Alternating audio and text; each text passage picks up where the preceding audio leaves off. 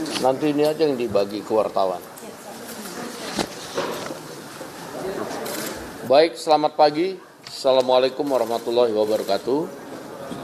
Rekan-rekan media yang saya hormati, pada hari ini saya selaku yang mewakili pimpinan DPR bersama dengan para pimpinan Komisi 1 dan perwakilan dari pimpinan fraksi yang ada di DPR ingin menjelaskan kepada publik melalui rekan-rekan media tentang revisi Undang-Undang Tentara Nasional Republik Indonesia.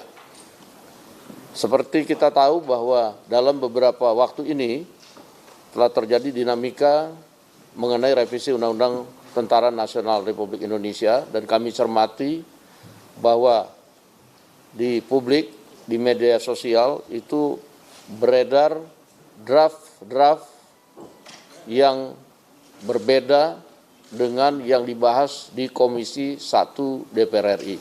Nah, untuk itu hari ini kami akan menjelaskan kepada publik melalui rekan-rekan media beberapa pasal yang sebenarnya yang pada saat ini sedang dibahas di Komisi 1 DPR RI. Yang pertama, ada 3 pasal. 3 pasal yang kemudian masuk dalam revisi Undang-Undang Tentara Nasional Republik Indonesia. 3 pasal itu terdiri dari pasal 3, yaitu mengenai kedudukan TNI. Jadi ini sifatnya internal, yaitu ayat 1 misalnya, dalam pengerahan dan penggunaan kekuatan militer, TNI berkedudukan di bawah Presiden. Itu tidak ada perubahan. Kemudian ayat 2-nya, kebijakan dan strategi pertahanan serta dukungan administrasi yang berkaitan dengan aspek perencanaan strategis TNI itu berada di dalam koordinasi Kementerian Pertahanan. Ini pasal dibuat supaya semua sinergis dan lebih rapi dalam administrasinya. Kemudian pasal 53 itu tentang usia pensiun yang mengacu pada undang-undang institusi lain. Ada kenaikan batas usia pensiun, yaitu bervariatif antara 55 tahun sampai dengan 62 tahun. Dan ini perinciannya kita akan bagikan kepada teman-teman media sebentar lagi. Kemudian pasal ketiga yaitu pasal 47, yaitu prajurit dapat menduduki jabatan pada kementerian atau lembaga. Jadi prajurit aktif dapat menduduki jabatan pada kementerian lembaga. Pada saat ini sebelum direvisi ada 10, kemudian ada penambahan karena di masing-masing institusi di undang-undangnya dicantumkan, sehingga kita masukkan ke dalam revisi Undang-Undang TNI seperti Kejaksaan Agung misalnya, karena ada di situ Jaksa Agung Pidana Militer yang di Undang-Undang Kejaksaan itu jabat oleh TNI, di sini kita masukkan.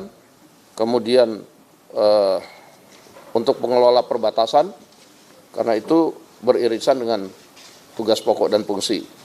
Dan ini bisa dilihat nanti pada draft yang akan kita bagikan ke kawan-kawan media.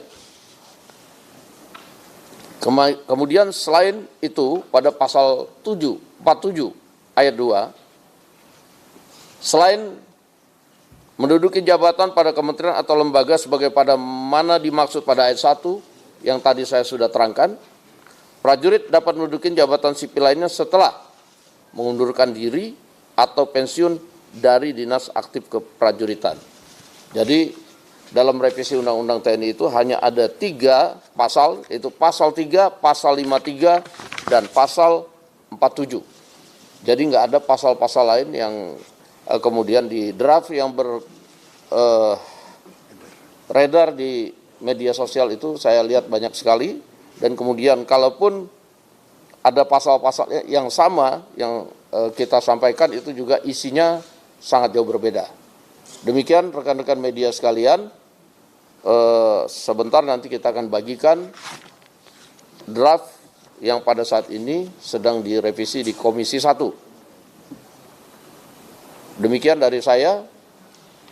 Mungkin ada tambahan Pak Utut selaku pimpinan Komisi 1. Silakan. Terima kasih Pak Dasko, Wakil Ketua DPR RI yang selalu ada di setiap harinya di DPR. Ibu Bapak, yang perlu saya sampaikan bahwa dari konsep hukum acara dan mekanisme semua sudah terpenuhi. Perihal pasalnya tadi sudah disampaikan. Perihal lapangan lainnya, habis ini tentu ada tim sin, tim perumus dan tim sinkronisasi melapor kepada kami melapor kepada komisi. Setelah itu Slaker. Hanya itu yang bisa saya sampaikan. Sekali lagi, ketika hukum acara dan mekanisme semua sudah terpenuhi, tentunya semuanya tidak ada yang bisa menjadi sesuatu yang saudara-saudara ragukan lagi. Terima kasih. Baik.